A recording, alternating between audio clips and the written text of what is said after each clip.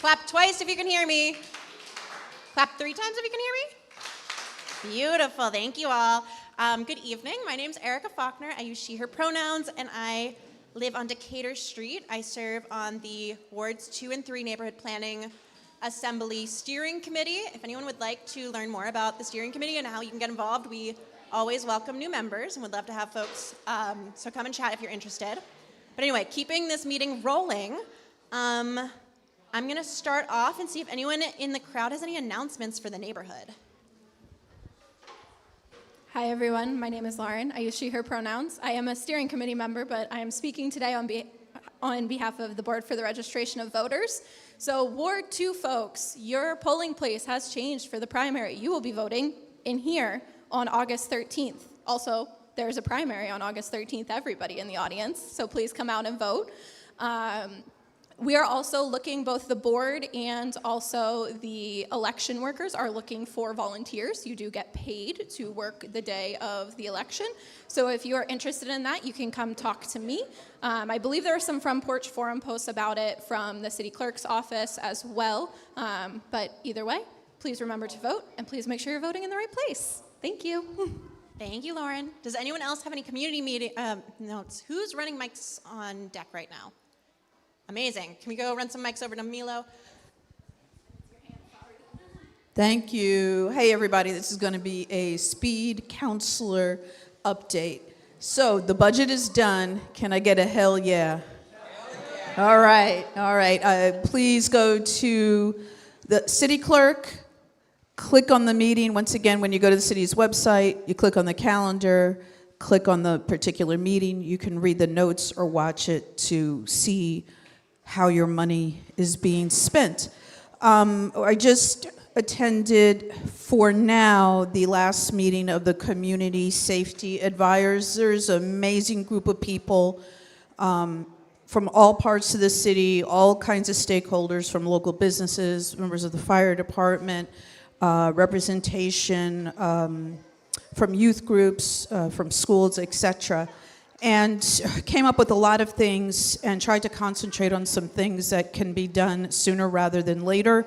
One of those things was strategically placing porta potties. And also we've been identifying quote unquote hot spots, one of which is over on Manhattan Drive, the entrance to the dump road, which leads to the bike path, where a lot of people walk, bike, walk their dogs, jog, etc. So we, Councilor Bergman and I had a meeting with the mayor yesterday about that.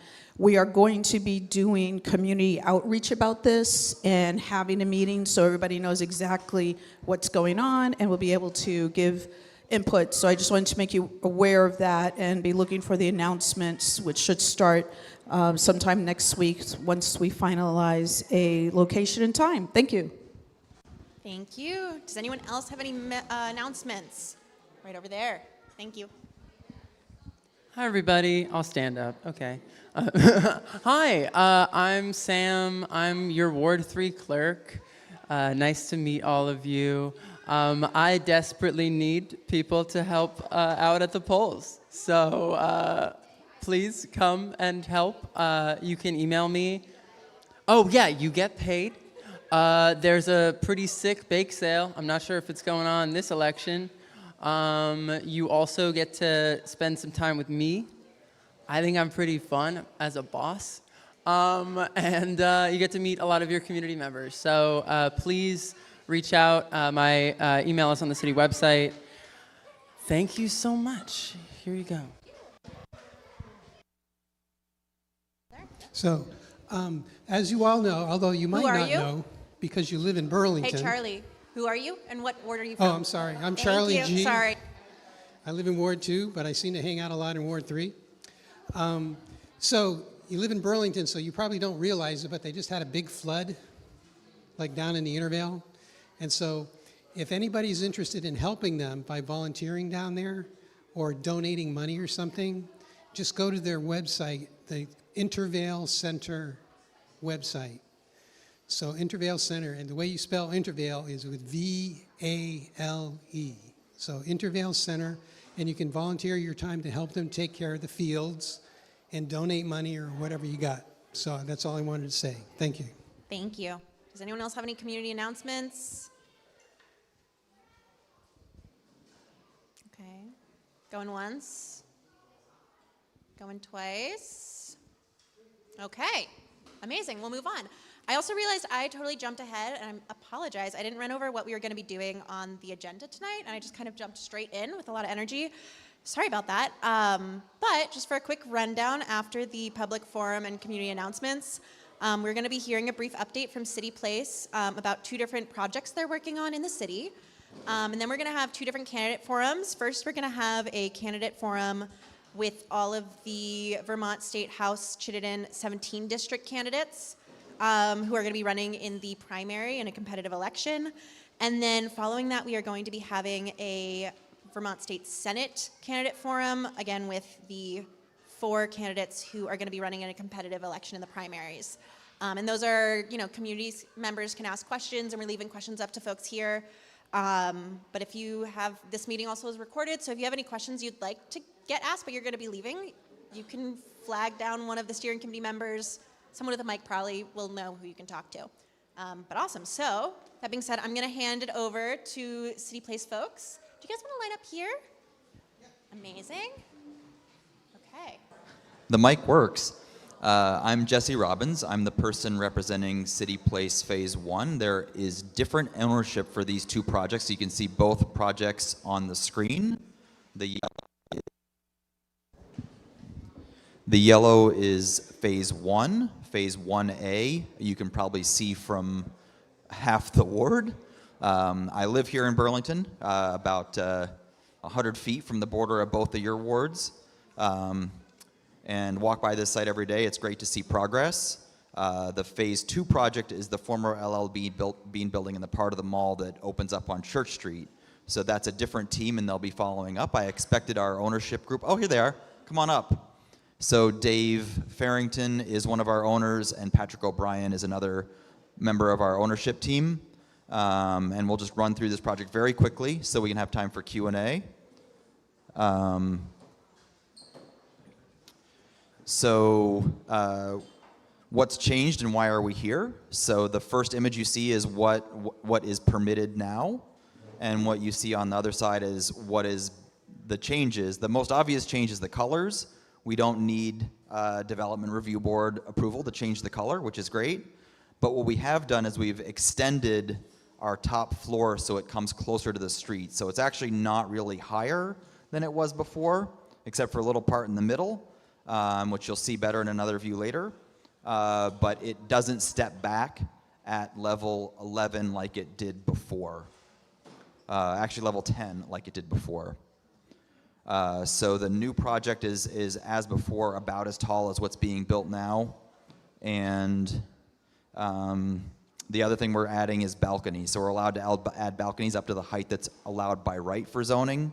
But when we go above the by right height that requires DRB and DAB approval, we have to come to the city to talk about it and go to the DRB. So the project is, as you can see here, a bunch of different uses. The south building that's under construction is partly a hotel and includes 53 residential units. And the north building, which is the horseshoe-shaped upside-down U at the top, is a hotel in the west wing, residences in the north wing, and in the east wing. The first 3 levels of residences in the east wing are student-focused apartments, not necessarily rented to students, but smaller apartments with lots of bedrooms. And then the rest of the building is residential above. The hotel goes all the way up to the top. The hotels were added because it's very difficult, very expensive to build now, and very expensive, hard to get projects financed, and it was the way to keep things going and build some housing. We're still adding a total of 373 units across the project, of which 20% or, gosh, I had the math here, 75 of them are permanently affordable based on CEDO's definitions of permanently or affordable, not ours. So here's just some rendered views. We'll go through them really quickly. And there's other images if they are applicable for questions and answers. That's looking at Pine Street. So the streets will be reconnected. and that is looking up St. Paul Street from the current construction site, from Bank Street. And the elevations really show you the overall height. So the building came up to this level before.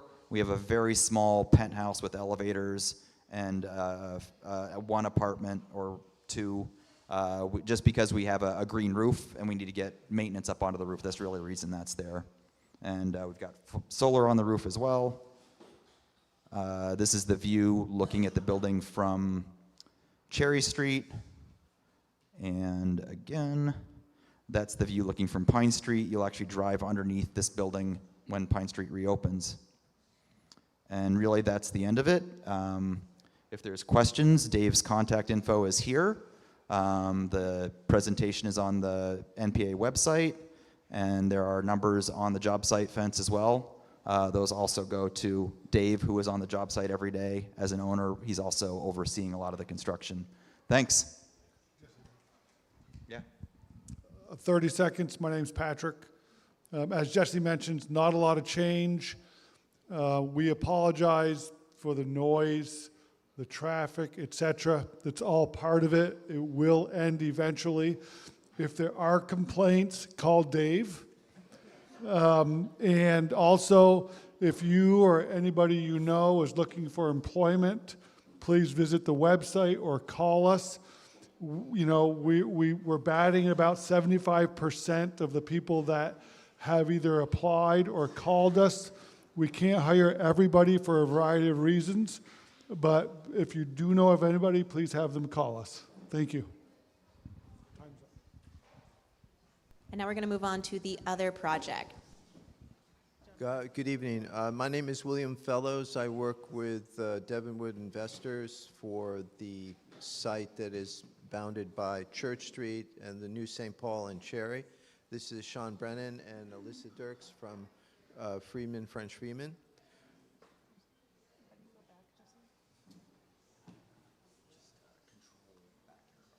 Can we go to the site plan? Yeah, great. So you can see Church Street is on the right there, and this is the old LL Bean, well, the old mall building that is on Church Street, but it goes all the way through to what is currently the LL Bean building on Cherry and St. Paul. We are adding ground floor retail throughout. There's a garage that's in the basement for the full extent of the footprint. We were adding 49 units of residential apartments, 5 stories on Lot 5, which is bordered on Church Street, and 3 stories? 3 stories for the building that is where the old LL Bean building is. So out of the 49 units, the 10 of them will be affordable units. Can we go to what it looks like? Yeah. This is a view of it from Church Street. It's a brick, primarily brick facade with limestone lintels. Storefront is a limestone. And this carries around to the next view. This is on St. Paul Street. So the apartments are on over retail for the full length of the property. And this is Cherry Street. There is a truck dock for servicing the retail, and there's a garage entrance on the eastern side for the garage underneath in the basement. And I think that sort of wraps it up. It's pretty modest. We're looking forward to going ahead. We've been trying to put something together for a long time, and I think we're ready. Are y'all done and ready for questions?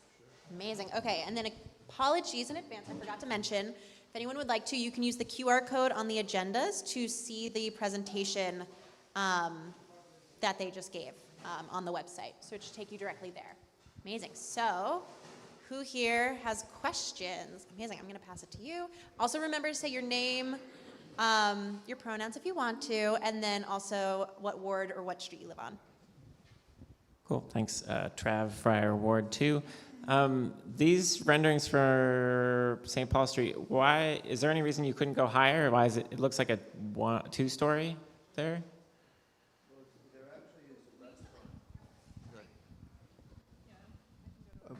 We've struggled for close to 2 years in terms of trying to generate financing for a larger building. It's just not realistic for us. So we feel that this is the best way to get a dead mall out of the way, get enliven the street front, get people living there. So I think it's the best way to go. Okay, I'm Sydney Decker, Ward 2, and I guess I just have an aesthetic suggestion. I think the blocking, like colors on the pit buildings, probably gonna look a little outdated soon. That's just my opinion. So.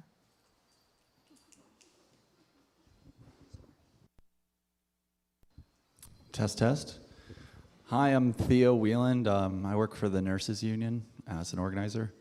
I've been cheers.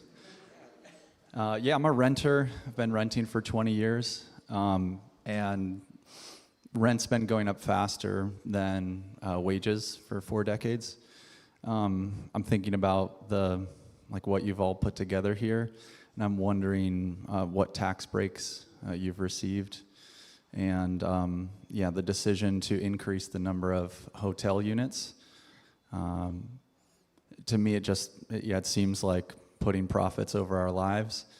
So I'm wondering if you can explain yourselves.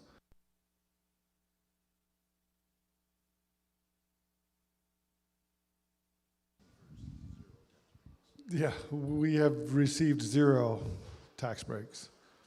And then in regards to the hotel, it's kind of like threading a needle, wherein we really want to keep the number of housing units as high as possible, but we had to pivot to the hotel again for financing reasons.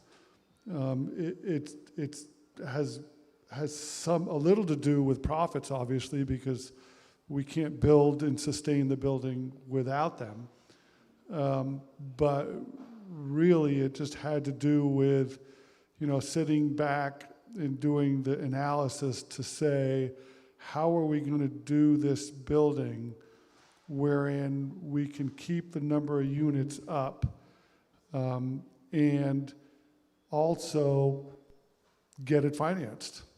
And at the end of the day, I think it's a win-win, because we also need tourism, and we need hotels for the tourism, because that's what drives Church Street and beyond. Yeah, I just wanted to add that some of the changes we've done are to keep the housing count up. So we've gone from 0 to 330 hotel rooms, but we've also only gone from 420 to 373 apartments. So we're doing our very best to get as many apartments built as we can, and it's a really challenging time to build. So good question, though. Thank you. Yeah.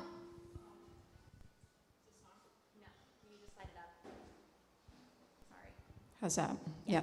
Lucy Gluck, Ward 2. I live on Blodgett Street. So I might have missed this, but did you say timing of when apartments will be available? And when I noticed the lot, there's the big building that's looking like it's happening, and then there's what's happening right next to it, which seems to be another second building coming. Is that true?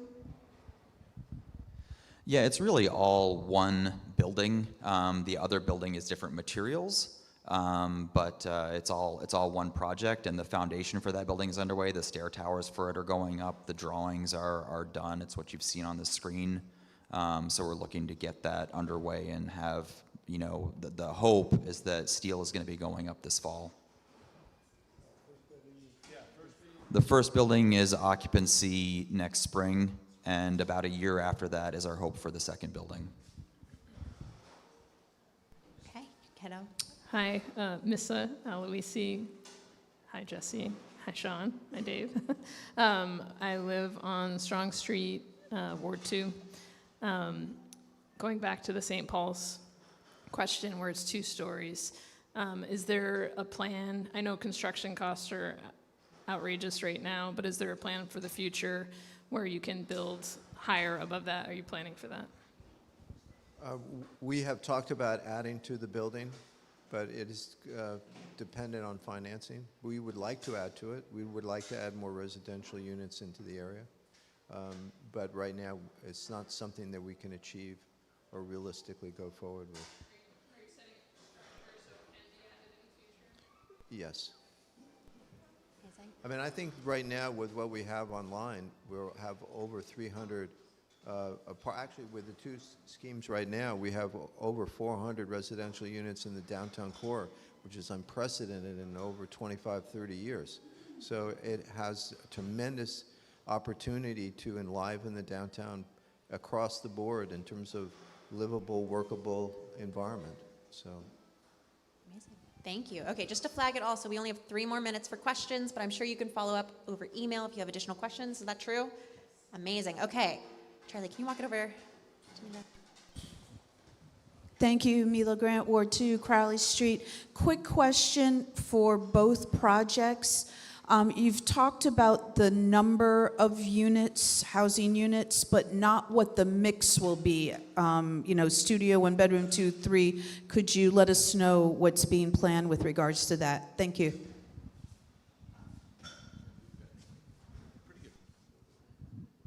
That's a good question. We've got a pretty good mix. I'm not sure of the exact percentages across the board, but we've got a really good variable mix of studios, 1 bedrooms, 2 bedrooms.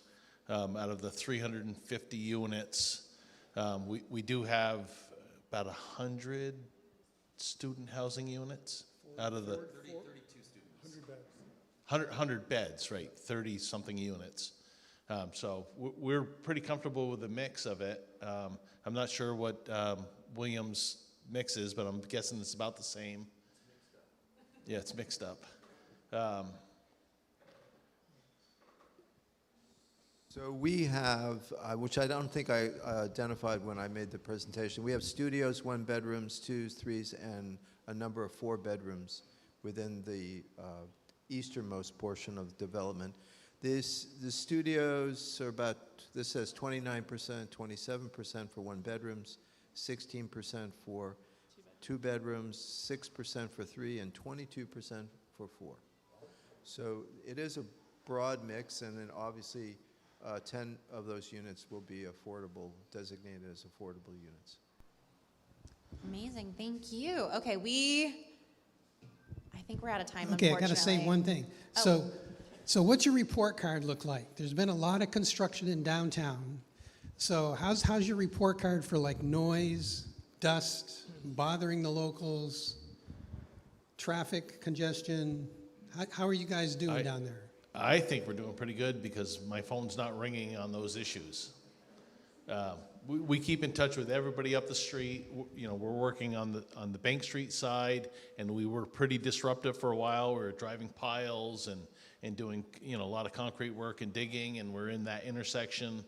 We were over on the St. Paul or the Upper St. Paul Street side of Cherry the last couple of weeks, doing some water line work and some sewer work. And I do answer my phone, and I get every single phone call, every email, and we had some problems. I bought a $600 vase from Simon Pierce because it came off the shelf. Over at the 10,000 Villages store on Church Street, painting fell off the wall, broke. We bought that. But all in all, I think it's been pretty good. We schedule our deliveries for very early in the morning. We try not to clog up in front of the school when we're working. At that 2 to 3 o'clock in the afternoon, we're very careful about coordinating truck deliveries then. It's a busy place, though. I mean, there's probably 10 UPS trucks and FedEx trucks in there today, and the big delivery trucks. But I'm in touch with the principal at the high school weekly when we have problems, issues of, a truck shows up from New Jersey at 4 o'clock in the morning and they're parked in front of the high school. We let them know as soon as we know, and and get them in and get them unloaded. And at that 2 to 4 o'clock range, we have somebody up by the gate who's looking for traffic and making sure when school's in place, kids are getting safely across the street. So Apologies, I need to interrupt. Thank you so much, but we are on a tight deadline today because we have a bunch going on. But thank you all so much. Really appreciate your time. Thank you all. Yeah, last minute things? Yeah, one last word I forgot to mention. We're hoping to have another public meeting and coordinate with some of the NPA steering committee members to do that. So keep your eyes on Front Porch Forum and on your NPA newsletter to find out. Amazing, thank you so much. Okay, thank you all. And now we're gonna Fighting for those things. I am an architect. Recording by in profession. progress. And I started my own practice 11 years ago to really make architectural services affordable and approachable for homeowners. And it's been really successful. I started that business, though, with state services. I know very well what a benefits cliff is like. And I also know what it's like to be on Medicaid. I'm currently still on Medicaid. Recording in progress. So I'm going to bring that perspective into the State House and work around those issues.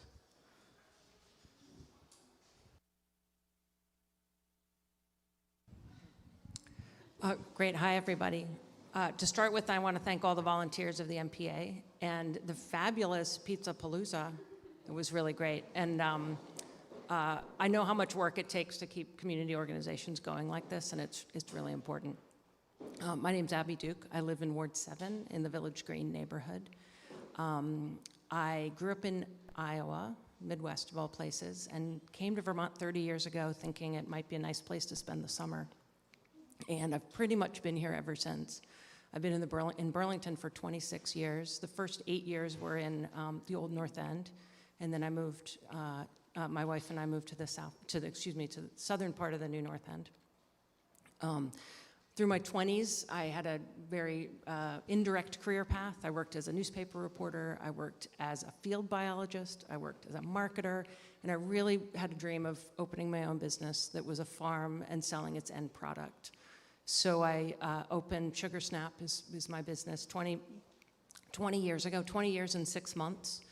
And I've been through a tremendous amount through that business, and I've learned so much.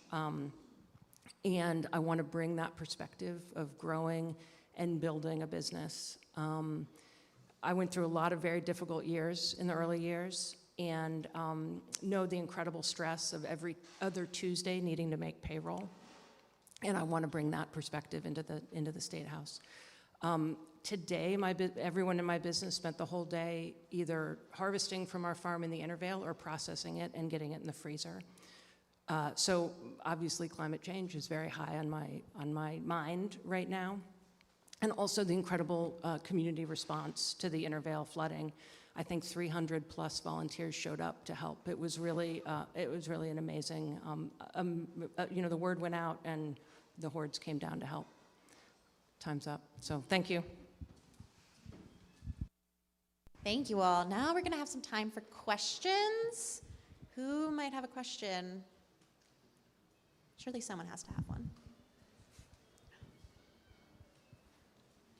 You? Yeah, please. This is maybe a dumb question. You're both running for the same seat, and there's only room for one of you? Is that, so you're, okay. It's like, oh, I'd vote for both of you, I don't know. So we're both running for in the primary, the Democratic primary on August 13th, and then the general elections in November. Would you like to respond? No? Amazing. Okay. Could you say your name and your district just to help? It should be on. Hi, thanks. Once again, Mila Grant, City Councilor for Central District in Burlington, which covers Wards 2 and 3. I'm also a former police commissioner, so I've been living, breathing public safety issues in our city for going on over just about 5 years now. Yeah, it started like in 2019. So my question would be, can you please address what you understand to be the public safety concerns right now and what you would be looking to do, and have you been following what the mayor's been working on with regards to what's happening here in Burlington and Chittenden County? I feel at times we've been abandoned by state government, that they really don't understand what's going on, and it's happening all over the state. On June 18th, St. Albans had a public safety forum, and if you closed your eyes and you didn't know it, you would have thought they were talking about Burlington. So just really need to hear your feedback, because that's a really important issue right now. We're having some really severe problems that are just getting worse. Thank you. That is great questions. I think, Burlington, I live in the Old North End, and I see issues all the time. I live right across the street from the fire station and know how overtaxed the first responders are in terms of dealing with overdoses. We have a good relationship with them. And it really needs to be a partnership with the city and the state. We need to have an advocate at the state level. We're taking the burden of most of the mental health and drug crisis that's out there right now. And we need to be a strong advocate in the state to gather it's a state problem, and the state needs to support Burlington. We're taking the brunt of the work, and we need the funds to support that work.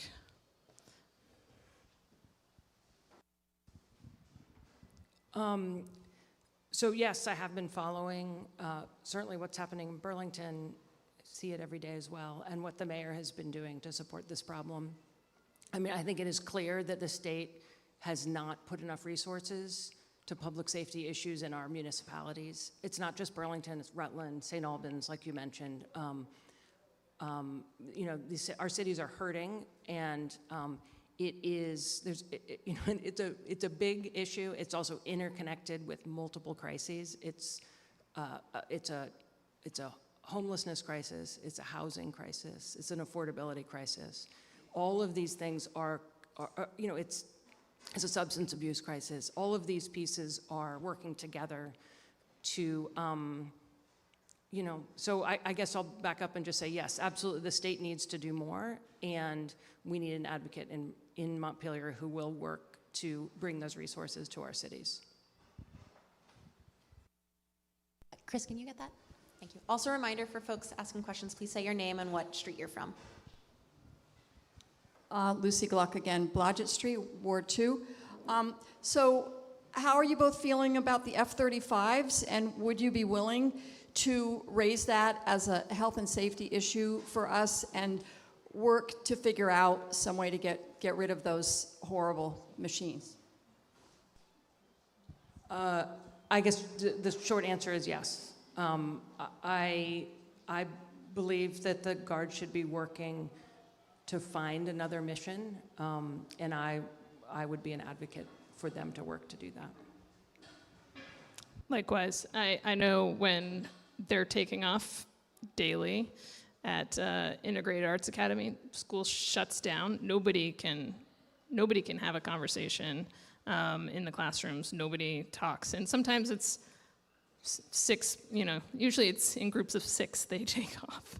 And that takes quite a long time. So there's big chunks of time in the school where the kids are not learning because it's just too loud. And my kids are noise sensitive personally, so it becomes an overwhelming thing for them. So yes, I would be an advocate for that.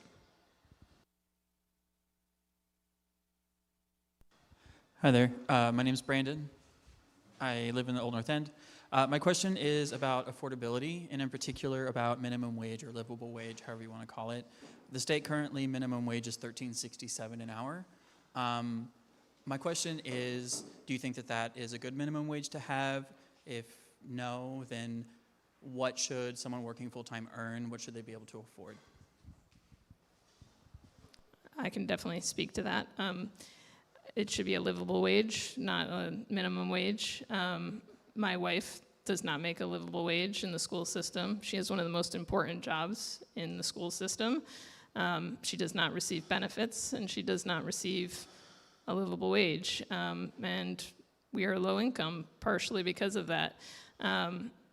We need to give everybody the dignity, everybody who's serving coffee or working in the school systems, to be making a livable wage. Especially, also, I think Burlington has an ordinance to pay any contracts with a livable wage as well. So it needs to be extended. I think there's been steps to move it forward in the right direction, but it's not far enough. Yeah, I would say that affordability is really a fundamental crisis in our city.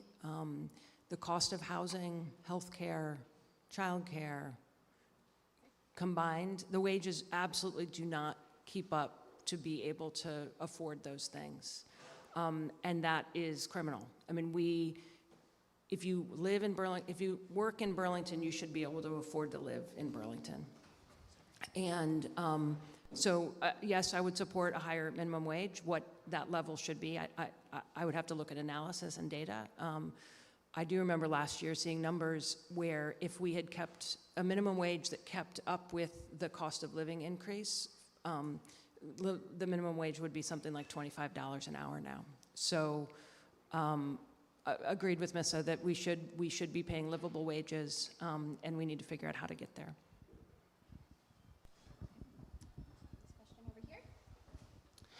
Hi, I'm Nick Parrish, live on LaFountain Street, Ward 2.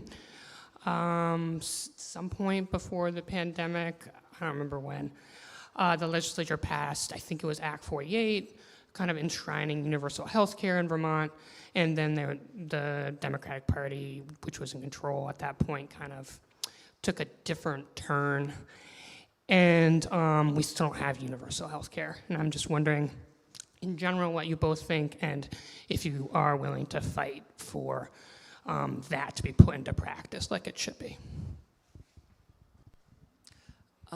Absolutely, I believe in universal health care. Our health system is in crisis. I mean, there's some important meetings coming up in which a study is going to be presented and some about our hospital system especially. There's one in South Burlington, I think it's July 29th, that would be, anybody interested in healthcare and universal healthcare, it'd be really good to go to. Yes, I 100% am behind universal healthcare. It's just a question of figuring out how to get there.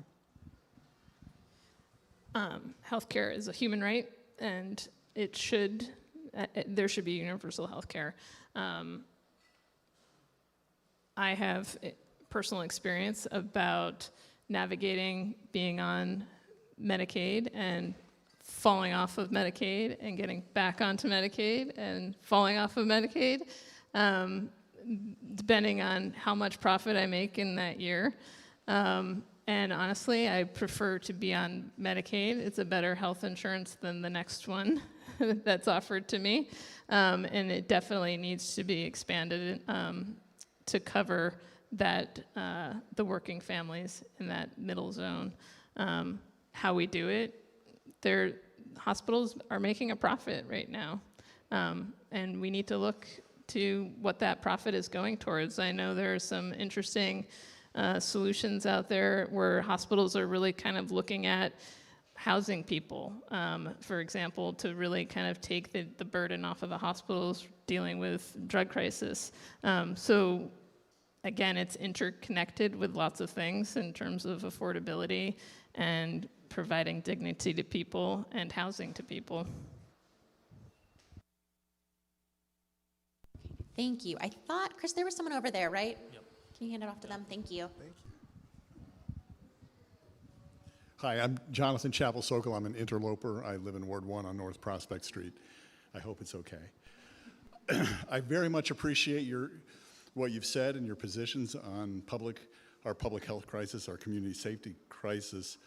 What I'm interested in is how you, as a legislator, will leverage the power of 11 Burlington representatives to do something in the State House, or maybe even to leverage that power to work on some county solutions to some of the problems that seem to burden the city of Burlington more than it should, more than we really should be doing. Well, I grew up in the land of county government, and I have to say, I'm still scratching my head in Vermont. We have 257 municipalities, I believe. We have 58 school supervisory unions or school districts. We have a lot of different organizations sort of going in the same direction, maybe not, sometimes going against each other. I would like to see a lot more collaboration, both in terms of the representatives and the folks from Burlington, but also, like you said, from surrounding communities. South Burlington, we've got a lot in common with South Burlington. We've got a lot in common with other communities. So I think in Vermont, our community is one of our greatest strengths, but it's also our history of the way we make decisions and the way we run our governments is also a challenge. So this will answer the question a little bit more indirectly, but I grew up in rural Massachusetts on a farm. My father's a Republican. He was not in support of gay marriage when I was growing up. He now is a supporter of gay marriage and would do anything for my wife and my children. But it's a long game of relationship building. I feel like politics is the same. You have to build trust and talk about what the values are. I feel in our culture, we're very divisive. And if we can just get down and talk about the actual issue and our values, we actually realize we're much closer to the topic than we think we are. And I would say that our liberal and conservatives almost touch in a way where we're much closer than we actually think. So I think in the State House, it's really about building relationships and having conversations, not necessarily how we differ, but how we're the same. Thank you. Do you still want to ask a question? There we go. Hi, my name is Vivan Bospine, she, they. I work for Howard Center Safe Recovery, which I do not represent. I also am in the Vermont Coalition for Palestinian Liberation, which I somewhat represent. I'm curious, as we're going into the 10th month of this genocide, both of your positions sound great, but just to introduce a slightly divisive one is, for example, when the City Council shut down the petition for the apartheid-free communities petition, I think it brought up a split that I'm curious about of where y'all would land on declaring Burlington and eventually Vermont an apartheid-free state, and particularly where you stand on divestment from genocide-supporting projects such as Israel, and specifically where you stand on Palestine.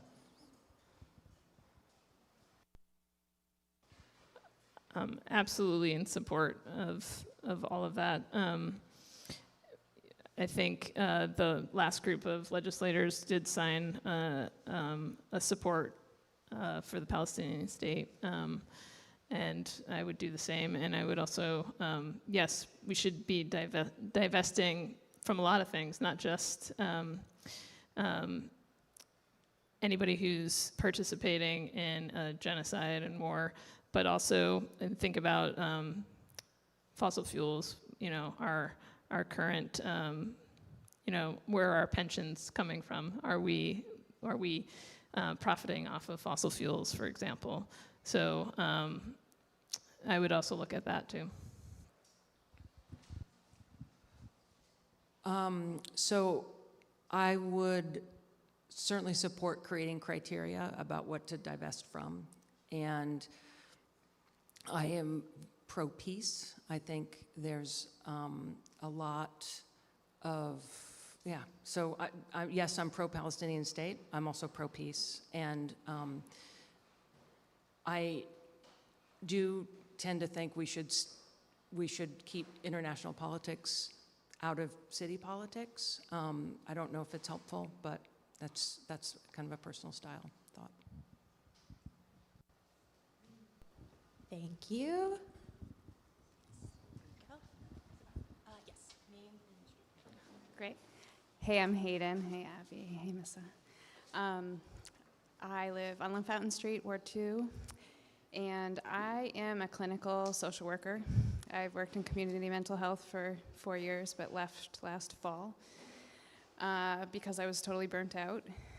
And I'm feeling really curious about your ideas about addressing the DA system, which many people agree is falling apart and not serving the needs of people. And it's not just underfunded. And I'm curious about your reflections on that and what you might do and address in the upcoming term. Sorry, what do you mean by DA system? Designated agency. So like Howard Center, like for each county, there's an agency that's designated as providing services to people. And typically those folks are the ones that are on Medicaid or Medicare and are unable to access services otherwise. So the folks that actually need services the most. Gotcha, yeah, I understand. So I know, right, those folks are on the front lines of so many of these interconnected crises that we're talking about. So it sounds like fundamental reform is needed. And I would support basically looking deeply at that and listening to the folks on the front line to understand what those solutions are.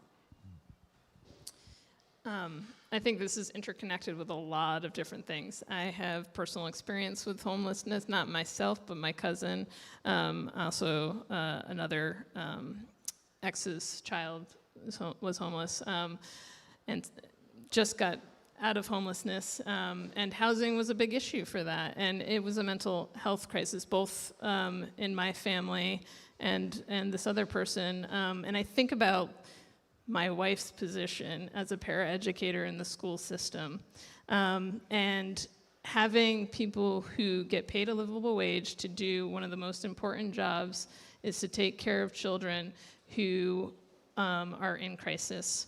So in my own personal family, you know, having post-traumatic stress disorder come to fruition in adulthood.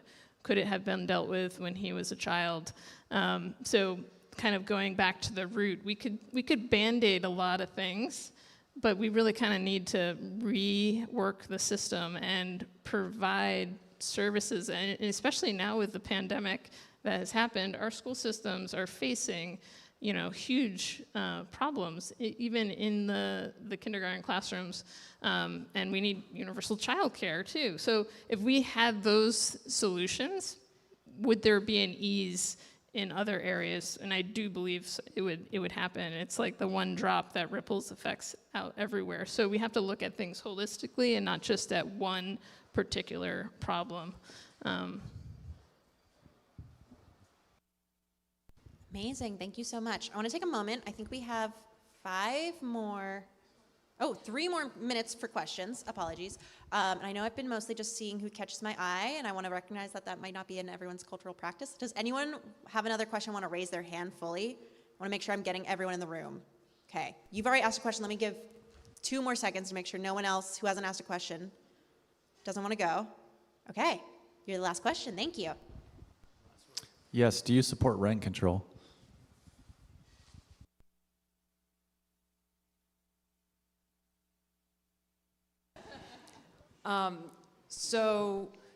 Yes, I do. That said, I want to back up. It's what I would support is, so there's a statewide law that does not allow municipalities to set rents or to really really address rents that are levied. So I would support and advocate in the State House to change that law to allow municipalities to create either rent review boards or some kind of a rent control. I think a good model to think about is mobile home parks. If you own a mobile home park, this is the law right now, if you own a mobile home park in Vermont and you want to raise the rent, if you want to raise the rent more than a set amount, I think this year it was 6%, sort of tied to inflation and cost of living, you have to go to the state and ask for permission to do that. This is just for mobile home parks. I think a rent review model like that is something that would really be worth looking at, but to start with, we have to, at the state level, we have to change the law to allow municipalities to do something like that. Yes, is the short answer. The long answer is, I work as an architect, and I feel like we live in an abundant culture, but a scarcity mindset, and how much is enough. Developers, we also need developers to create more housing, and the cost of construction is really high. So you have to look at it from both the renter and the developer, and it needs to be a win for both, and I think there's solutions that could happen, and rent control is a way, and maybe there's solutions where it's based on, looking at the longevity of a property, how long has someone owned it, what they own on the property, and what they are charging in terms of affordability. Perhaps there's tax incentives, property tax incentives for those landlords who may be giving a reduction in rent. I know that one of my clients who's developing housing, he just got a new $20,000 tax bill increase, and he said that that's going to unfortunately go towards the renters. So it has to be a conversation both to, how can we create affordable rents, and we have to talk about the mindset, like how much is enough? How much do you need to make in terms of a profit, and what is reasonable? And looking at income and looking at taxes and everything holistically. But yes, absolutely, I do think there should be, it's out of control right now. And we need to go back and revisit the just cause eviction too, and we need to bring that back to the legislation and fight for that too. Amazing, thank you. Now you both have 2 minutes for closing remarks. I can't remember who started with the opening remarks. Would you like to, because you started with opening remarks, do you want to pass it over? Talia? Okay, amazing, lovely. Great, thank you. So I wanted to talk just briefly about so over the past 5 years, I've been getting more involved in public service. Until recently, I was the chair of the Parks Commission. I stepped down when I was appointed to the legislature to make space for more folks to be on the board. And for the past 3 years, I've been on the board of directors of Vermont Businesses for Social Responsibility. On that, I'm the chair of the Education Committee, and I'm on the Policy Committee. And on the Policy Committee, I've spent the last few years, I've gone to lobbying days at the State House, learned about issues, weighed in on what issues I thought that we should be endorsing, and was involved in the child care campaign. And the child care campaign, I think, is a real model of an organization that built over 10 years, built a coalition to make true fundamental structural change that we're just now starting to see the benefits of.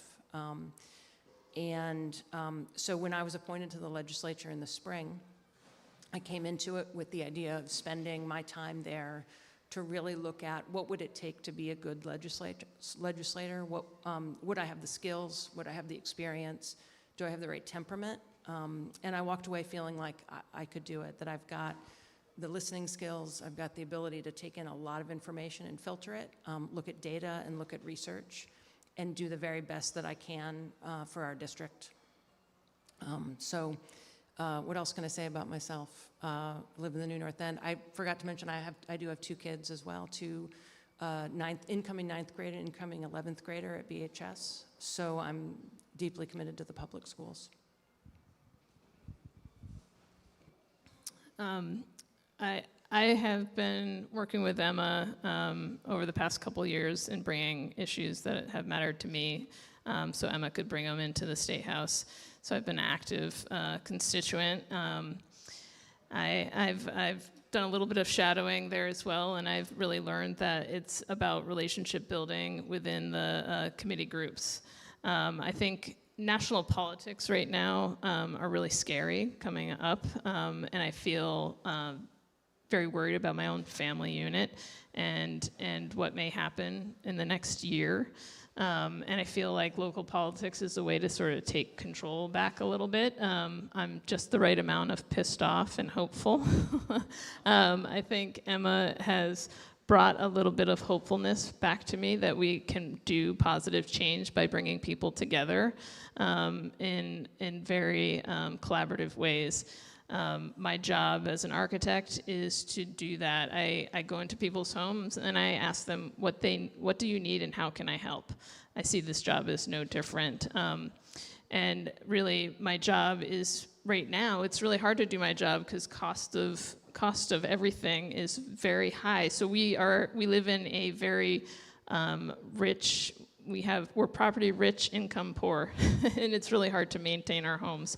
And most of my job right now is protecting homeowners, and I want to be an advocate for people. That's what I do right now, is kind of guide them through a process and protect them in terms of affordability and making decisions and compromises about, where's the best place to put the money to get the most bang for your buck. And so I come from that, and I bring multiple people to the table and know that I can't do it myself, but it's really about bringing people together and building relationships. Thank you. Thank you both so much for coming and talking with our neighborhood and our community. We really appreciate it. Thank you all. I wonder if we could have a round of thank you.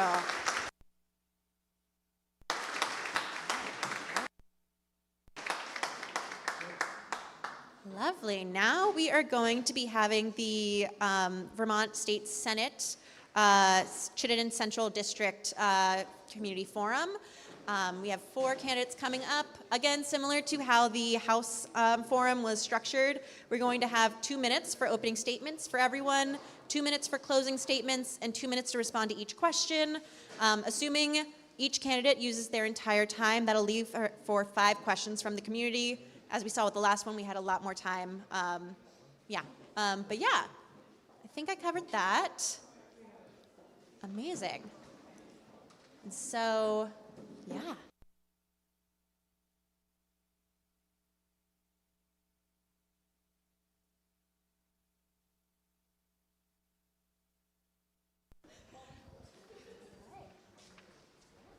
Whoever wants to take it away can. Dealer's choice.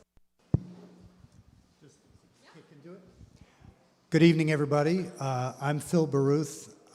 If you live in this district, I have been your senator for 14 years. And in that time, I've done a lot of things in the state Senate, a lot of different jobs. I chaired the Education Committee. I was the majority leader. Currently, I'm the Senate President Pro Tem.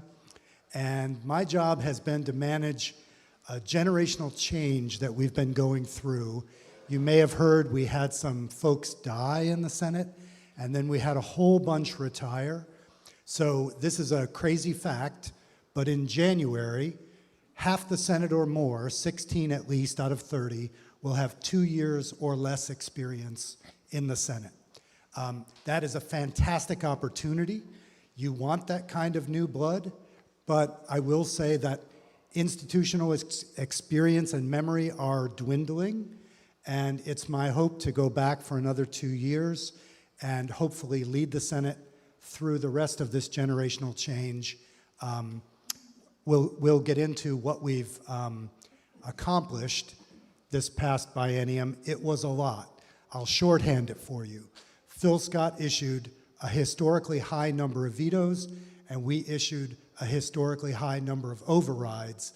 We overrode the governor 12 times, and one of those was the overdose prevention site bill, which the last time I was here, we didn't have the votes, if you remember. We were stuck at 19. We got that vote. It took us 3 tries, but there you are. So I'll pass it over to my colleagues, Martine Gulick and Tanya Vyhovsky, who have been fantastic additions to the Senate. Thank you, Senator. Yes, shout out to the pro tem who has had the hard job of shepherding in the new folks and helping us learn the ropes and get along with the more senior members of the Senate and having us all work together, so thank you. I'm really happy to be here. We came here from Channel 17. We were here Tuesday night as well, so it's fun to be able to speak with you. I would say generally I have spent my whole life in public service as a public educator, as a librarian, as a school board member going on 8 years here in this amazing city of Burlington, and now I'm a state senator.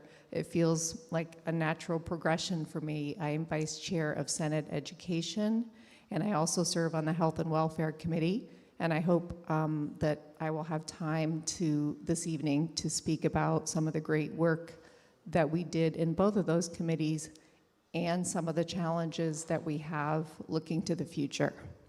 Thanks.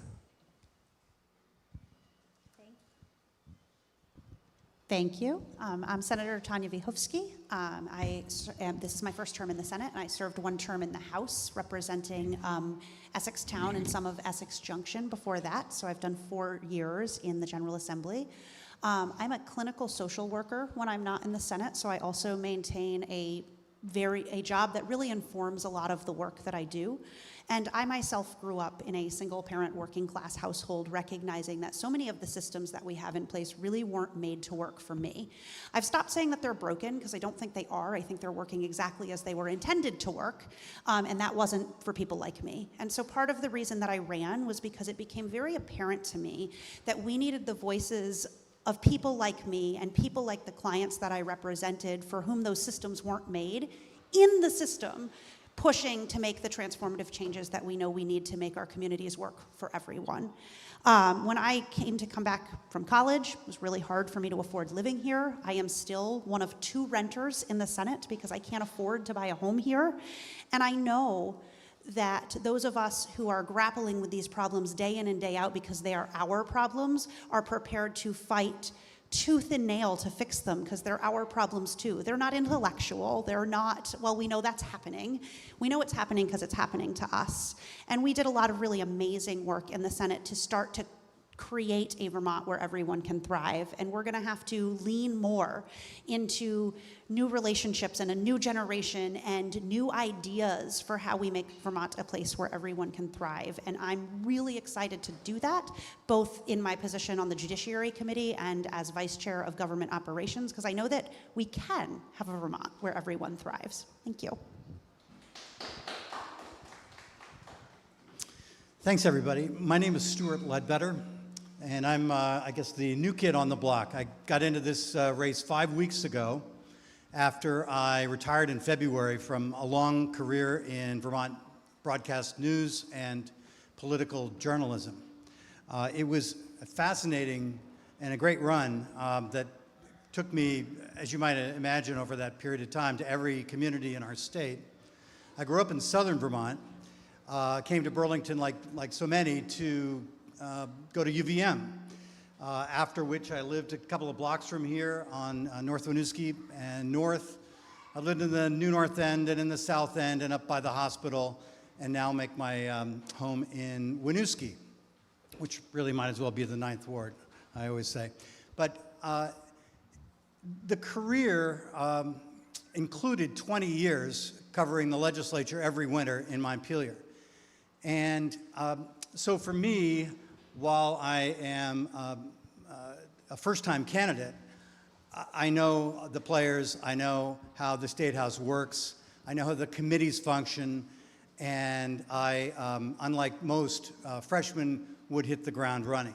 There are some serious problems facing our community and our state right now. To me, housing is number one. We also have, the cost of living, as was alluded to in the last session, is enormous, and it's squeezing so many people. But you know, rent is out of control. You can't move, as is normally the case, into maybe an entry-level condominium or house because there's nothing to buy and you can't qualify for a mortgage. Our healthcare cost trends are no better than our housing trends or our property tax trends. I mean, there are serious issues here. I am ready to tackle all of them as your state senator. No one will work harder, though, to fix our housing crisis than I will, and I'll look forward to your questions tonight. Thank you. Okay, who has a question? Amazing. I'm gonna walk all the way here. Here we go. Sorry to make you walk all the way. My name's Nolan Rogers. I live over on North Street in Ward 3. And I had a housing question, so that's perfect lead in. First of all, I'm just curious, for those of you up there, it sounds like Miss Yahovsky rents, which is awesome. That's great to have that representation. If the rest of you do own homes, I'm just curious, how many properties do you own? As a renter, it is really expensive here. I just want to make sure people are aware of the struggles with renting. Obviously, also something that affects everybody in Burlington, not just renters, are property tax prices. And so my second question is, what are the systematic issues specifically that you see that have gotten us to this housing crisis level? And maybe what's one thing that you would first do to address those systematic issues? Thank you for that question. I was wondering, can we actually have Senator Gulick start, just to make sure we're passing down who starts on which question, just to make sure, one person is on the hot seat each time. Sure. I think there were a lot of questions embedded in that, so I'll try my best to answer all of them, but if I forget one, please let me know. Yeah, I am a homeowner, but there were many, many years of my life when I rented, and I've not only rented here in Vermont, but I've rented overseas, so it's fascinating to me to have experienced different ways of experiencing rent, and I can tell you that it was much more enjoyable in other places where I've lived. It was much more transparent, the rules were much more explicit, and I never felt as though I was going to be placed in a position where my rent was going to go up or I was going to be asked to leave. So, and there are, for example, when I lived in Germany, I think 70% of the population there rents. So it's just an extremely, like I said, stable market where it is fair for everybody, landlords as well as renters. So let's see, what were some other questions? Well, I think systematic issues, I'm new to the legislature, so when people are pointing fingers at me, I say, I just got there. I feel as though the demographic trends have been laid out for decades. We've known what's happening in terms of demographics, and I'm a little bit baffled why the state 20 or 30 years ago couldn't see what was going to be happening now and plan, which is one thing that I find frustrating. There seems to often be a lack of planning. We're constantly reacting. It's like just a reactionary space. And I know I've talked to Senator Rychowski a lot about how everything we do should be looking out 10, 20 years, not just tomorrow, not just today, but out into the future. That's really critical. So we need to build more housing. I think right now the vacancy rates are very, very problematic. If you haven't read the book, Homelessness is a Housing Problem, I highly recommend it. There's so much great information there about how you need to have a large and healthy housing stock to make sure everyone has a place to live.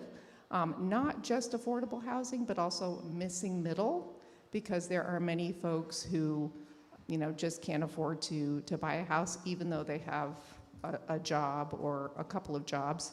I do want to say that I benefited from social programs like the GI Bill. My dad bought his first house because he got assistance from the government. And that is how my family was able to start building a little bit of wealth. Both of my parents were very poor. Neither of them have a college degree. So that help from government was huge. And I think my time is up. Thank you. Wonderful, thank you. So I think that the housing issue, as Senator Gulick pointed out, has been compounding for decades, and it is about building, it is about affordability. It's also about the stagnation of wages in Vermont and the corporatization and profiteering on a low vacancy rate.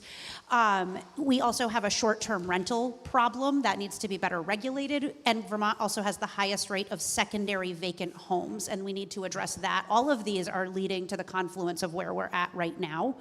And I have fought really hard in my time in the legislature for basic renter protections like just cause eviction, rent control, and it's really hard to get things like that moved through the legislature.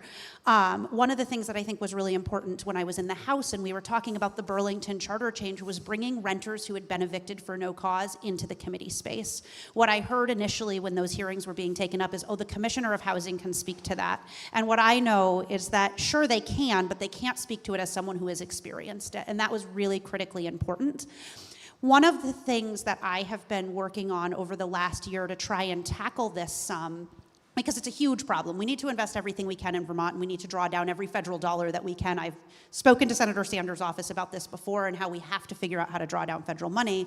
But I've also been working with legislators in Vienna Vienna has a robust social housing model that creates organic, multi-generational, mixed-income housing, which is the way you create the best community and public safety, as well as the most connected people. I mean, that's what creates the community safety, is people are invested and embedded in their own communities and in charge of their own housing and communities. So I've been in touch with legislators there, as well as legislators in Maine and California, 2 states that have introduced social housing legislation in the United States, to try to work on a piece of legislation that I can introduce next year in Vermont so that we can move towards a more robust social housing model here, because I think that's a critically important way to answer some of these issues, because it's not just a housing issue. Yes, homelessness is a housing issue, but it's also an economic issue. It's also a healthcare issue. None of these issues exist in a tunnel or a vacuum. And so I think when we're thinking about this, we have to really think broadly and critically about how they intersect. The other piece that I think is really important, while in a lot of European countries, most people rent, and that is excellent, they have a lot of other structures that allow them not to have to build the wealth and equity in their housing. So when we're talking about affordable housing, we also have to talk about home ownership, so that we're not dooming people to cyclical poverty because they can never gain the access to wealth that comes with housing equity. So those are some of my quick ideas to your big questions. I think your question was, how many houses do we own?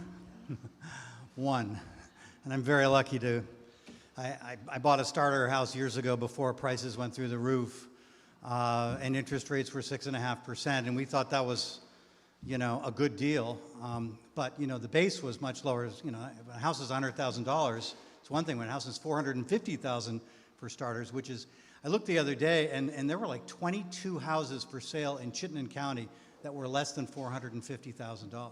I mean, you need to make an insane salary to get any bank to give you a mortgage on that amount of money. So that's the trap. That's why renters are trapped in and at the mercy of landlords. And you pay a fortune. So much of your paycheck goes out the window every month. I am super empathetic. I have watched for years my younger colleagues who we work really hard to attract to come to Vermont to work, who after a couple of years have nothing, they feel like they have nothing to show for it. They feel hopeless. We're in a hole, and this hole has been building for years. We have underbuilt for years. There is a NIMBY issue in Vermont that I think now people are starting to reconsider, because they realize what a risk to Vermont's economy this is.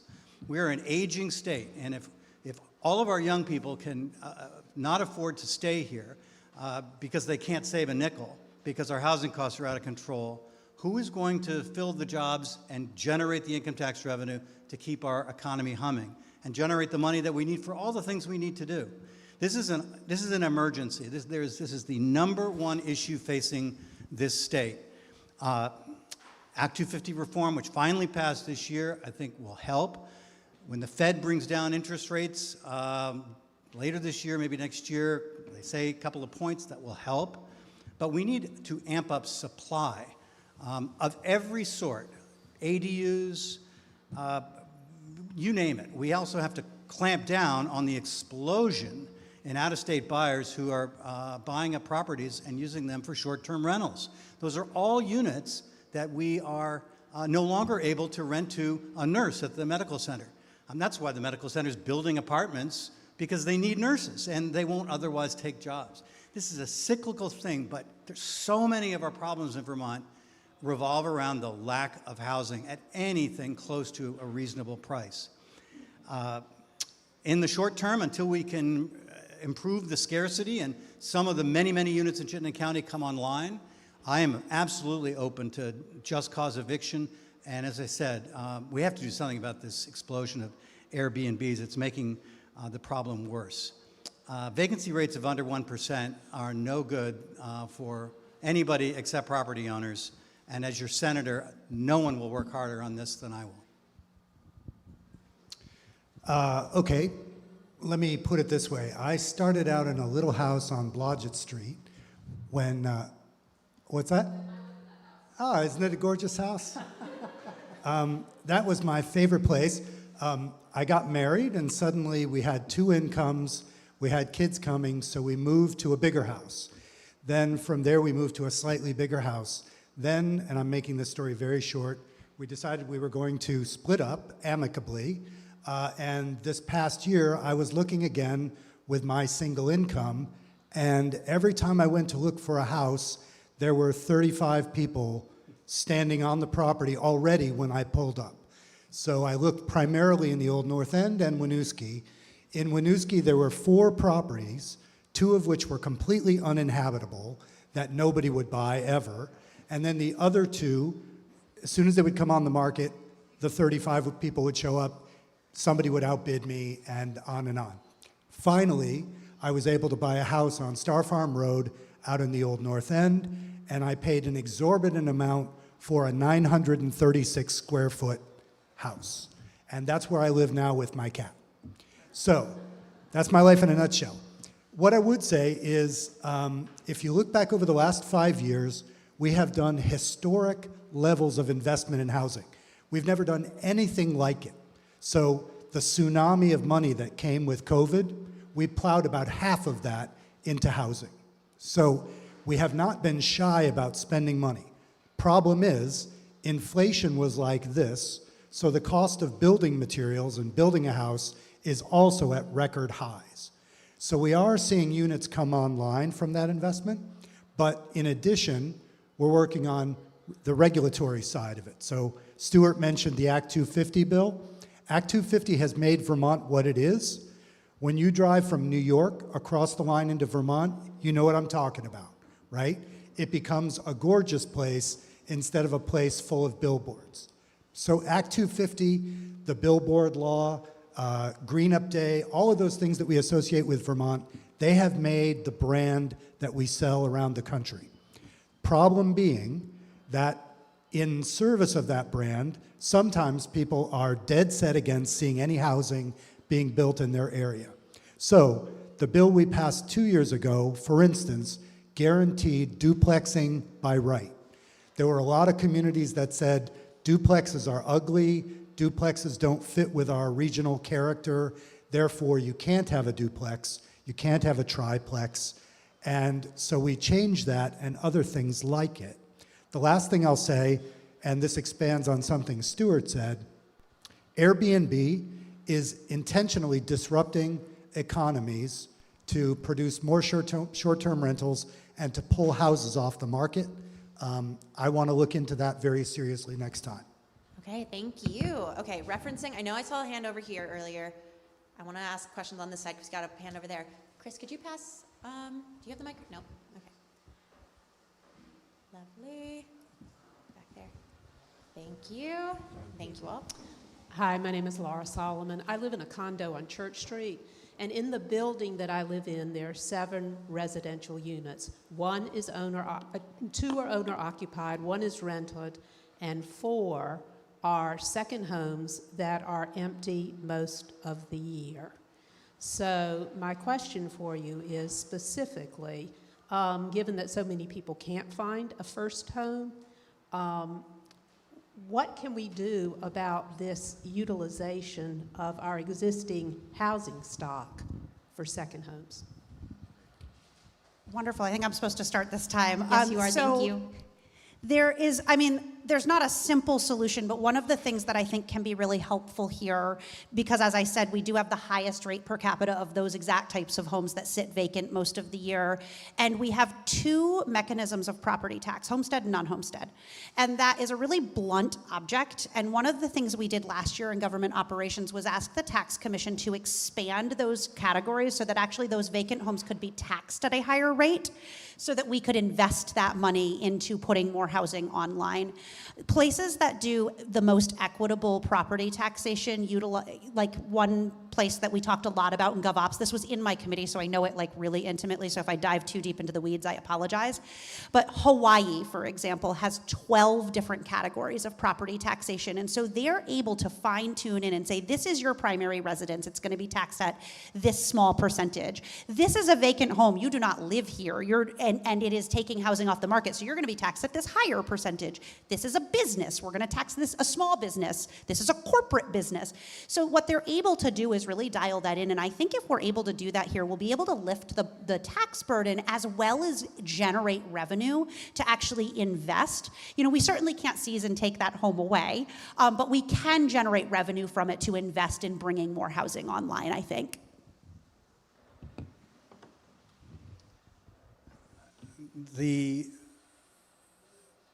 My understanding from the Vermont Housing Finance Agency is about 15% of all of our housing in Vermont is vacant much of the time. And that's not a new thing, although I'm sure it's gotten worse with Airbnbs. But you know, we're a winter recreation state. We've had a lot of winter condos. Some of them are worth a couple $1,000,000 a piece on the side of Mount Mansfield, and they sit there. Now, you know, you can own a second home in this country, but you can also tax it at a higher rate than we tax it. And that would generate new revenue to attack our housing problem. There's not just like one little thing that's going to fix this. This is an everything all at once problem. We are in a deep hole. Airbnbs will help. Taxing second homes, not seasonal homes like a deer camp or an unheated place somewhere, but second homes that are owned by people from New Jersey, which is not to take anything away from people from New Jersey, but you get the point. We have a lot of vacancy, and if we can get at that, we would immediately be able to put people who live and work here into housing that you know we desperately need.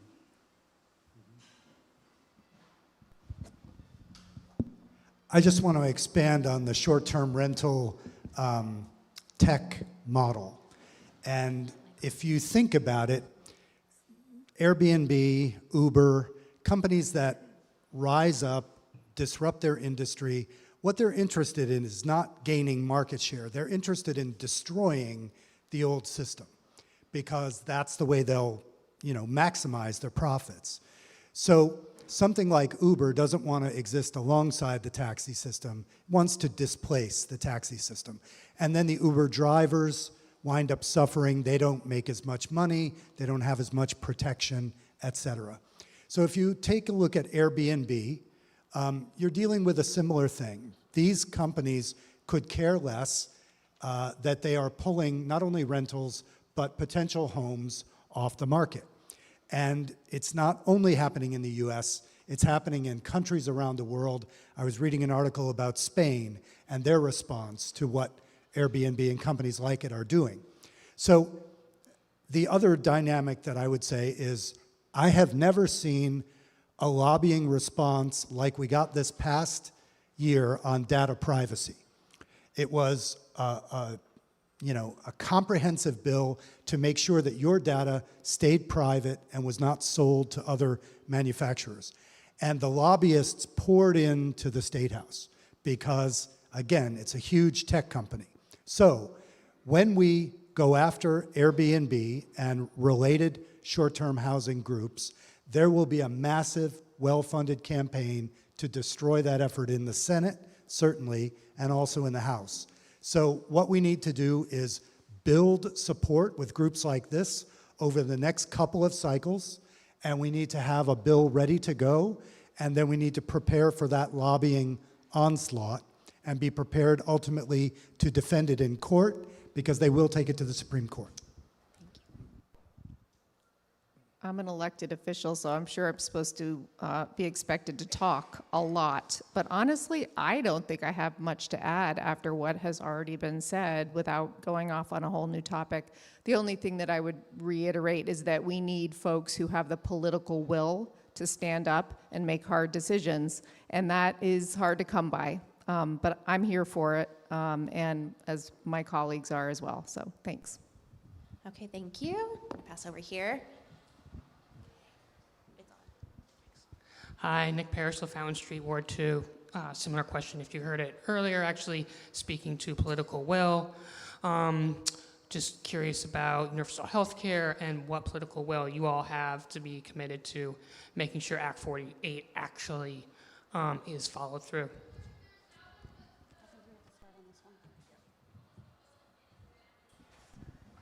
Well, I would love to see universal health care in Vermont. The effort was abandoned by Governor Shumlin 10 years ago, I guess, roughly, because he thought that the level of taxation that would be required would spark a revolt. Obviously, it would be better if this came from Congress. I would totally support Medicare for all. That's what we should do. We're the only industrialized country that doesn't have some kind of a system like this. But that depends on Congress, and who knows what will happen this November. To say I'm worried about that would be an understatement. But healthcare costs in Vermont are soaring. Health insurance companies in Vermont, those that we have left, are asking for between 10 and 20% more this year. They got 15% more last year, and the Green Mountain Care Board, which regulates healthcare and hospital spending in Vermont, says this is not going to get any better next year. Now, obviously, you can't have 15% healthcare premium increases every year. People will just flee. What they do is then they buy a crappy insurance policy that has an enormous deductible, and then they get sick and they can't pay the bill and they get into medical debt, which is the #1 reason for bankruptcy in this country. So I don't mean to depress you. There is a big conversation in Vermont about trying to make our hospital system more efficient. We have a lot of hospitals, and some of them are really expensive to keep open, particularly, well, you know, like an orthopedic unit in a hospital that only does 5 surgeries a year. That's very expensive to keep open. So there is some efficiency possible, but we're an aging state, and we use our health care, and this is going to be a tough conversation, and I'm afraid I don't have an answer for what the state can do. I'm so sorry, that is time. Sorry. So Act 48, let me go back to when Act 48 was passed and right afterwards. So I was a supporter of Act 48. That was my first biennium in the State House. It was an exciting time. We had Dr. Shao, who had designed the system for Taiwan, I believe, their universal healthcare system. He came to the state.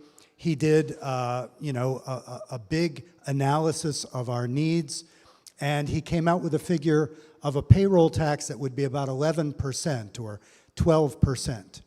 And Peter Shumlin, who, I will be frank with you, had known all along that that was the area that the tax was going to land in. He, in spite of saying for a number of years that he would make that happen, he killed it.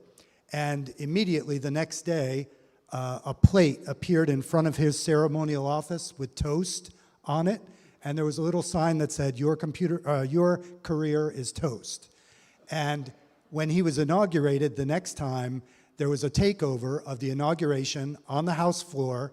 I don't know if anybody remembers this, but protesters unfurled banners and sang the Strange Fruit song. And it was one of the most amazing political moments I've ever seen. But the hard and fast fact is that Act 48 and that effort died.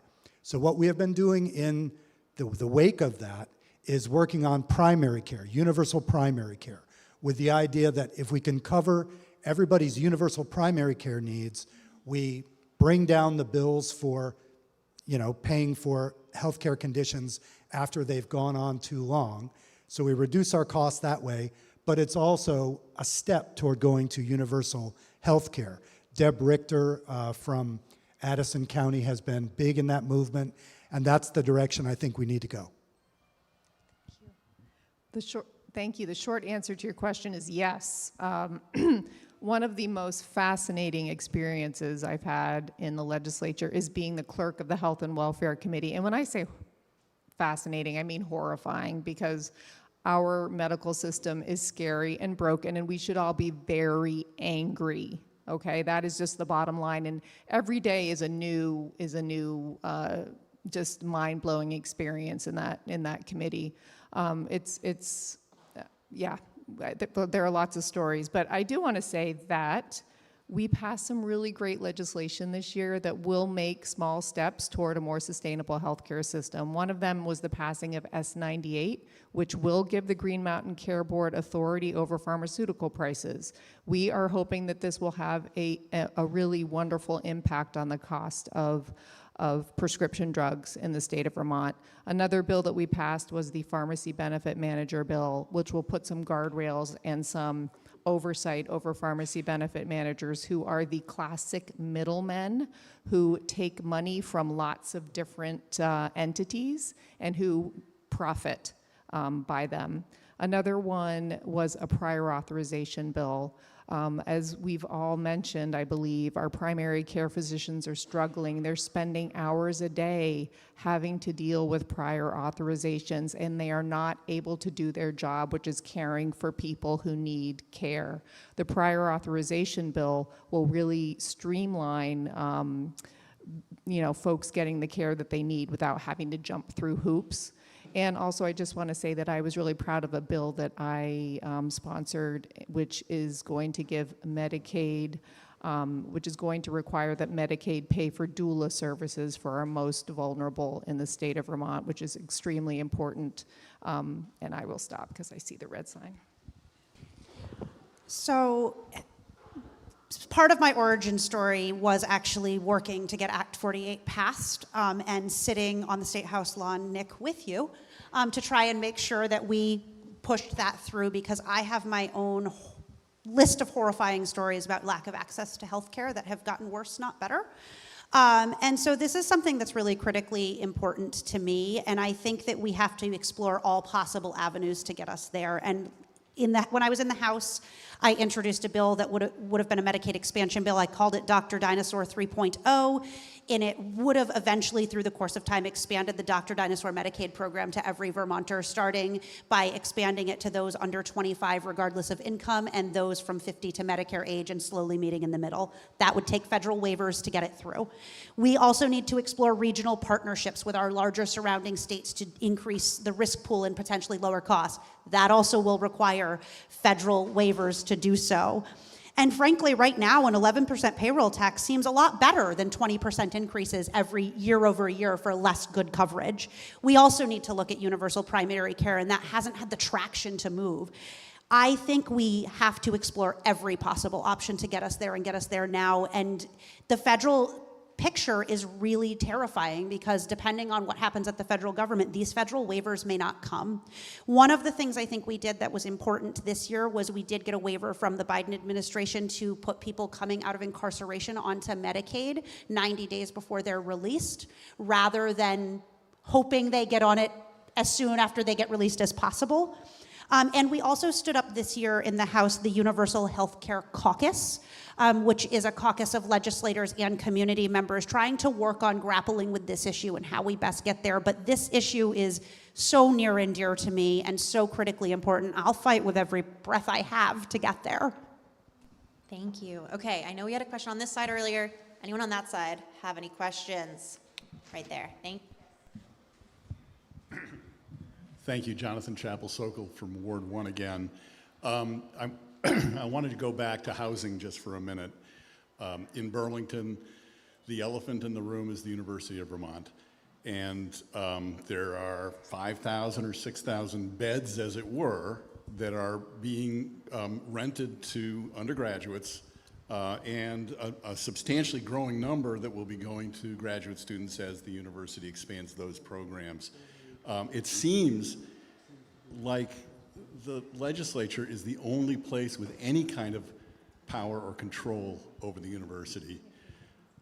Certainly the city has no authority over the university. It's nominally a state university, that's what we're told, at least to some extent. So what is it that the Senate and the House can do to maybe manage student numbers, manage the relationship between the city and the university? Just kind of help us out, because from a housing standpoint, the problem could be solved tomorrow if the university required every student to live on campus. Not a great solution, but it's a way to manage. It would be a way to solve the housing problem in Burlington. Thanks. Okay, I'll start. So I have taught at UVM for 30 years, and I'm a member of the union there, AFT, and this has been a problem since I got there. And I will say the university has not helped that problem. They've hurt it sometimes.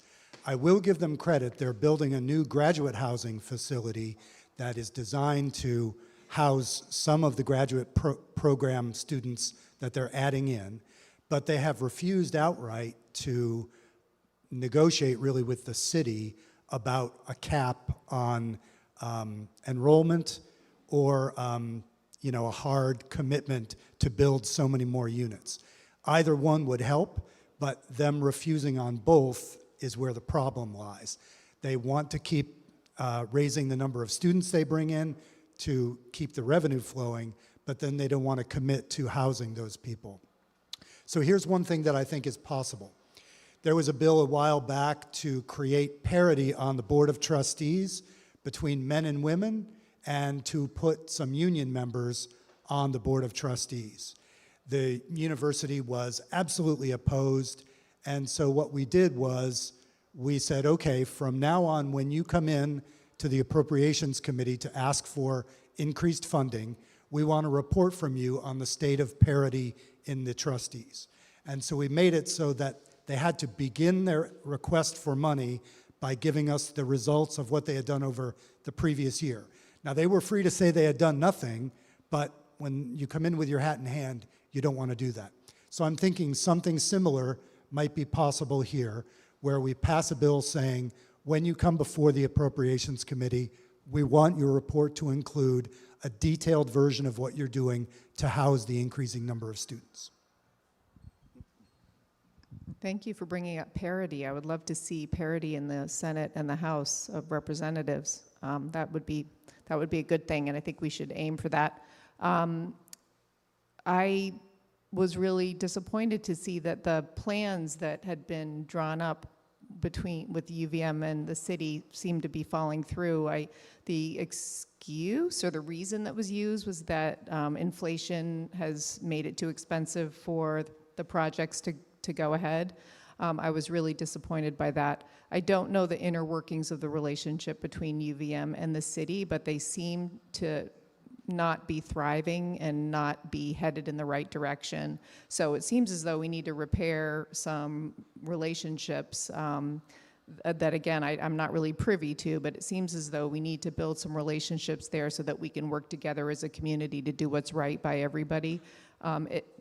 In a nutshell, UVM needs to build more housing. That's just, I can't say it any clearer than that. How we get there, I suppose there are many different avenues. If it comes down to legislation, then absolutely, I think that is a tool in the toolbox and we need to use it. But what's happening now is so exacerbating our already, crippled housing situation that it's extremely frustrating. So I look forward to doing that work in the future, and I hope we can make some great strides together, the city and the university. And again, if the legislature is required to step in, then absolutely, I'd be wholeheartedly in favor of that. Thanks. Thank you. It's important question, and I think one of the challenges we have, and certainly I've spoken to people about this issue, is about leveraging money, and unfortunately the state doesn't actually give UVM that much money. We are 49th out of 50 in terms of our funding to our public institutions in the country, and so I don't know that that's going to help and not harm if we take that time, because I think about who's going to be harmed the most. Is it going to be the students? Is it going to be is it going to help them build housing? And so I think that these conversations need to happen, and we need to have these contingency conversations, but I don't think we're sitting in a space where giving less public funding to our public institutions is where we should be at. And so it also puts us in a position of not having that much power and control over what UVM does. What I do think, though, because the General Assembly does elect members to the Board of Trustees at UVM, and I do think that when those members are running, one of the tools we have is to have conversations with them about how they, as board members, are going to advocate for and fight for UVM to build more housing. So when we come to the election of those board members next year in the General Assembly, that should be a key platform conversation for us, and I think that's one way that we as senators can help leverage the power we have in the Senate to help negotiate with UVM and the city. I also think, and this is not with my Senate hat on, that sometimes some community organizing may need to happen, and the community may need to, and I'm always happy to help with that. I'm putting my activist hat on for a minute, because that's really where I cut my teeth in policy, and thinking about how do we community organize to put pressure on UVM, both from the outside as well as the inside, to do what is right for the community. I think I had a little extra time, so I'll just add a little anecdote that I have, which is that my kids are grown up and they've flown out of the nest. But last year, one of my House colleagues sent out an email to the Burlington delegation saying, "My daughter doesn't have a place to live. She did one semester at UVM and then left and has nowhere to live." So we had an empty bedroom. She came and lived with us, and I'm already being asked by a whole other family if I can house their student next year. So that's where we're at. Lived experience, helping folks out, but it's too bad that that's where we are. The tension between Burlington and UVM goes back to my days at UVM, and that was a long time ago. UVM likes to say that they can't compel their undergraduate students to live on campus beyond, is it sophomore year? Isn't that what they say? Sophomore year, yeah. I don't know, I can't explain why that is. That's what they say is the case. There was an announcement by UVM to build, I think, space for 900 students behind the former Sheraton Hotel. I guess it's now the DoubleTree, and there was a lot of fanfare last year, and then all of a sudden UVM pulled the plug. They couldn't make the numbers work. They also pulled the plug on the new sports arena that created a lot of buzz in this town, the new basketball facility, because the numbers couldn't work. And part of that is high interest rates, I'm sure. So as building materials come back down to earth and interest rates improve, maybe they can dust those projects off again. UVM is a problem, I know, but so is short-term housing. And Burlington has more than 1,000 units that are in the pipeline right now. Those will come online in the months ahead and begin to relieve some of the scarcity. But my sense is that UVM would like to do the right thing if they can make the numbers work. This is a complicated conversation for the finance people up there. Maybe governance can add some additional pressure, but boy, this has been going on since the beginning of time, it seems. Amazing, thank you. So we have almost run out of time. I promised one person that they could ask one more question. It's gonna be a yes or no, very short question, and then we're gonna go straight into closing remarks because time's already up. It flew by, thank you all. But yeah, here you go. Please say your name and your street. Hi, I'm Patrick Johnson. I live on Green Street, and it's a non-housing question unless you live in your car.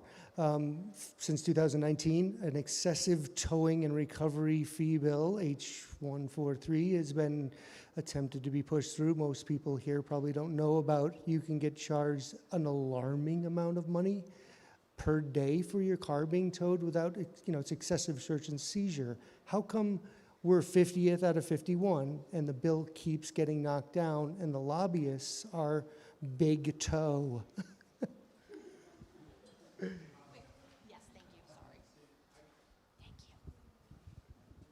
I can answer that, maybe not super quickly, but how to put this? So there was a wonderful, beloved senator who was running the Transportation Committee, who is no longer with us, Dick Mazza. I have only positive things to say about him, but I will say that the House moved that bill in the transportation bill. Senator Mazza was not a fan, and so that became a study to look at excess towing fees, meaning it will come back to us with results and we will have an opportunity to write a bill.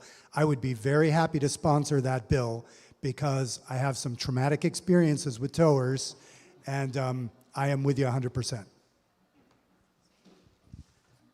I would echo what Senator Bruce said. So I would also support that bill and would be happy to co-sponsor it. And to answer the other part of your questions, lobbyists have an incredible amount of power in the building, and people who have the money to afford lobbyists can leverage their needs in a way that regular everyday people can't, because regular everyday people can't afford a lobbyist. Yeah, I lost track of that bill after it passed the House. I thought it had been approved. I too have been victimized by, $350 towing bills, and if you don't have the $350, what do? It seems grossly excessive. We can bring it back.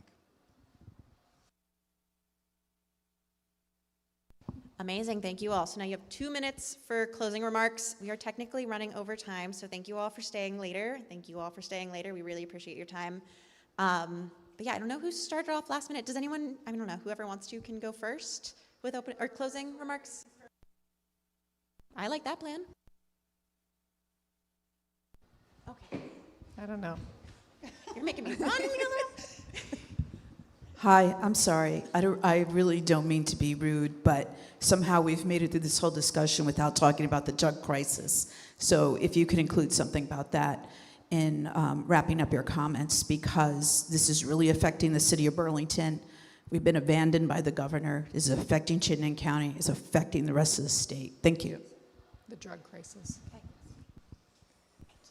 Shall I go? Go for it. Please, these are closings, right? Yes. Okay. Thanks everybody for coming. This has been great.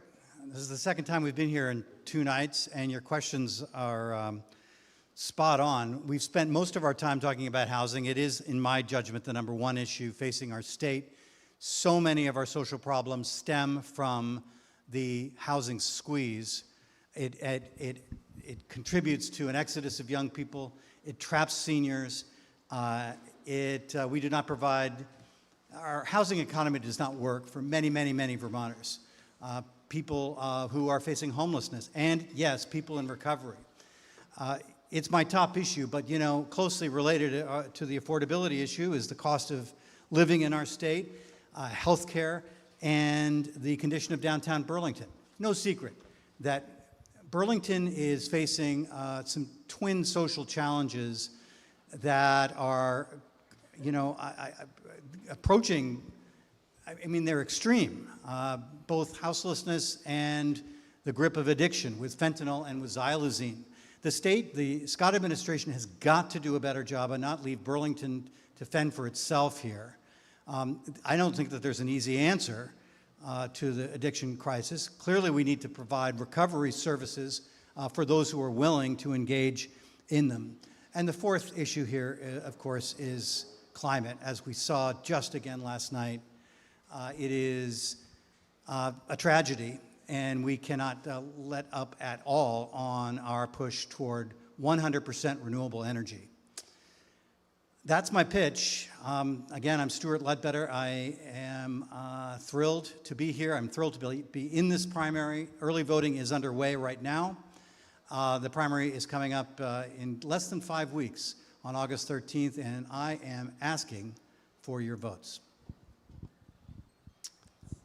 Again, I'm Phil Baruth, and I will say that I did mention in my opening statement that we passed the OPC bill, the Overdose Prevention Center bill, and I'm happy to talk more after we're done about that.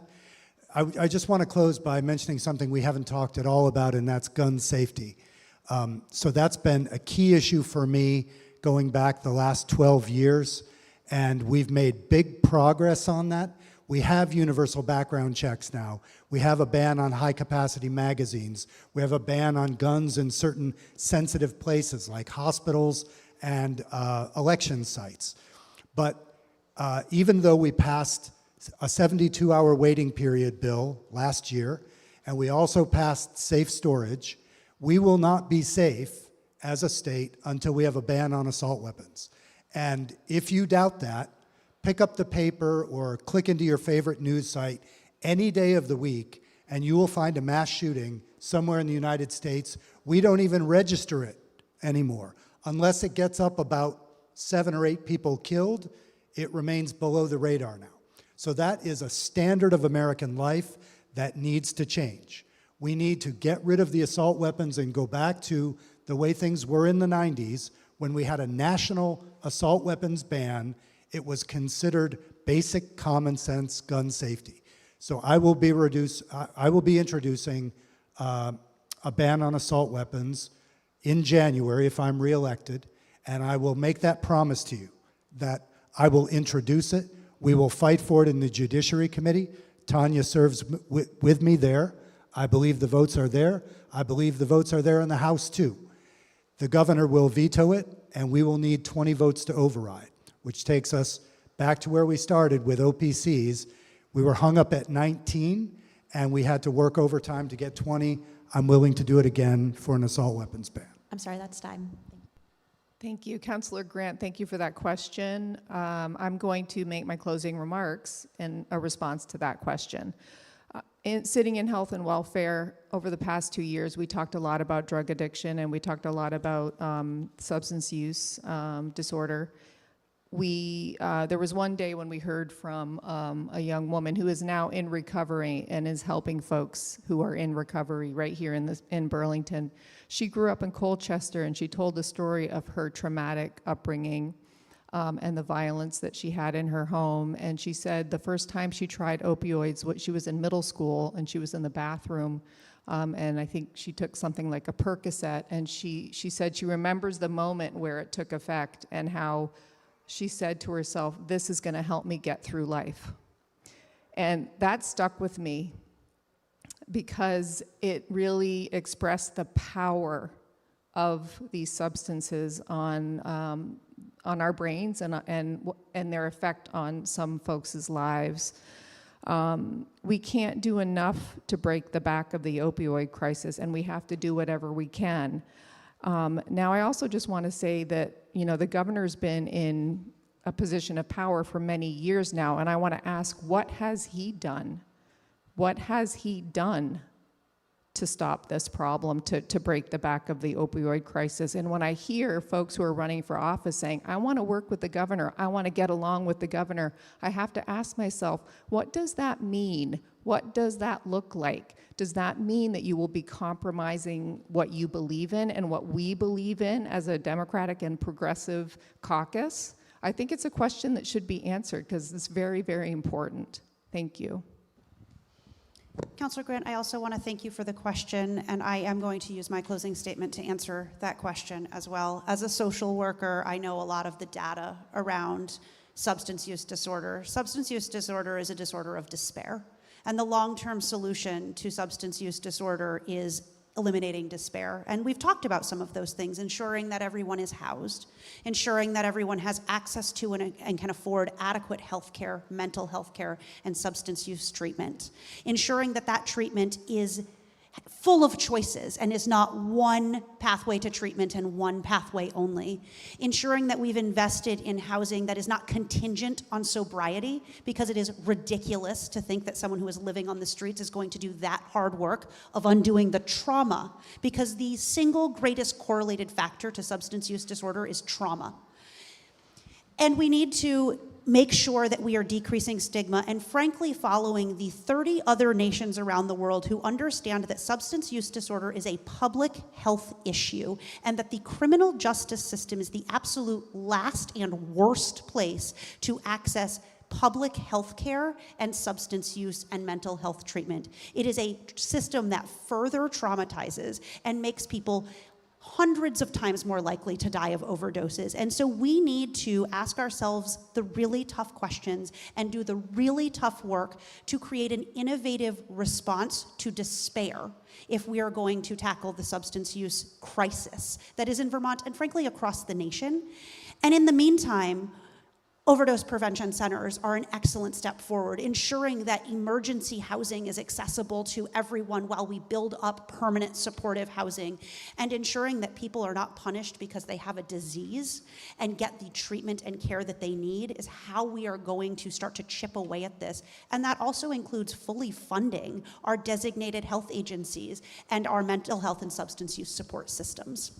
Thank you all so much. Thank you all so much. Thank you all again for staying a little bit later, helping us. We have a raffle to see for folks who have done. Has everyone put their name in for the raffle? I'm going to assume so. Okay, we'll pull. Do you want to pull one or two names? We have 2 candles. Let's do one name, yeah. Okay. Is Jason Horn here? Jason? Going once? Going twice? No? Okay. Let's see. Is Stella here? Stella, okay. Hello, you get 2 candles. Hooray.